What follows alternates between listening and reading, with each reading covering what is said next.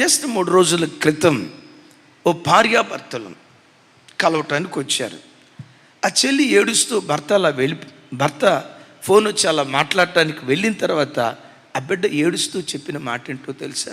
అయ్యా, ఈరోజు నా కుటుంబం కట్టబడిందంటే, మా భార్యాభర్తలు ఇద్దరూ కలిసి మేము కాపురం చేయగలుగుతున్నామంటే, ఈరోజు నా ఇల్లు ఒక ఇల్లులాగా ఉందంటే, మేము కలిసి కాపురం చేయగలుగుతున్నామంటే, దైవ సేవకురాలు చెప్పే మాటలు, ప్రతిరోజు ఎర్లీ మార్నింగ్ మెసేజ్లో మీరు అందించే వర్తమానాలు, విచ్ఛిన్నం కావలసిన నా సంసారం, పతనం కావలసిన నా కుటుంబం పతనం కాకుండా వాక్యం నా కుటుంబాన్ని కట్టిందయ్యా. అమ్మా, ఏం కట్టిందిరా? నా భర్త గడిచిన కొన్ని సంవత్సరాల క్రితం అక్రమ సంబంధంలో పడిపోయాడు, పరస్త్రీ వ్యామోహంలో పడిపోయాడు. నన్ను పట్టించుకోలా, పిల్లల్ని పట్టించుకోలా, కడుపు నిండా భోజనం పెట్టలా.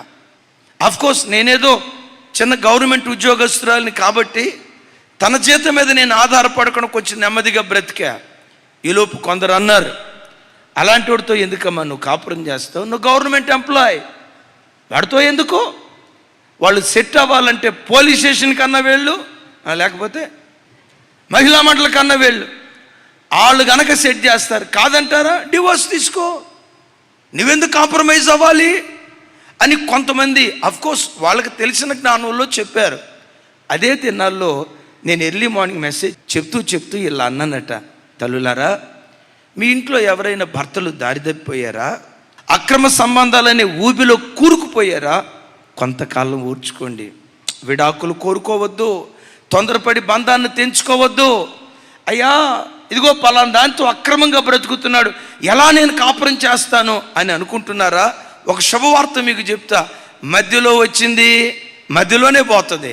రాహేలు మధ్యలోనే వచ్చింది కదా, మధ్యలోనే పోయింది. యాకోబు లేయమను జీవితాంతం హత్తుకొని బ్రతికినట్లుగా మీ భర్తలు జీవితాంతం తప్పకుండా మిమ్మల్ని హత్తుకొని బ్రతుకుతారు, కొంచెం కాలం ఓర్చుకోండి అని అన్నారే. ఆ వాక్యం నా హృదయాన్ని పురికొల్పిందయ్యా, నా ఆలోచన ధోరణిని మార్చిందయ్యా. ఆ దినం నుండి నా భర్తను ప్రేమించటం, లాలించటం, ఆప్యాయత చూపించటం, ఓర్చుకోవటం ప్రారంభించా. 6 నెలలు గడిచింది. ఈ క్రూరత్వం కలిగిన ఈ మనిషి పావురంలాగా ఇప్పుడు పవిత్రమైన జీవితానికి వచ్చాడయ్యా. ఆ వ్యభిచారపు జీవితాన్ని వదిలిపెట్టాడు, అక్రమ జీవితాన్ని వదిలిపెట్టాడు. ఈరోజు నా కుటుంబం కట్టబడిందయ్యా, కట్టబడింది, సంతోషంగా బ్రతుకుతున్నాం. శిథిలమైపోవలసిన నా కుటుంబాన్ని చక్కదిద్దింది జీవము కలిగిన దేవుని వాక్యం.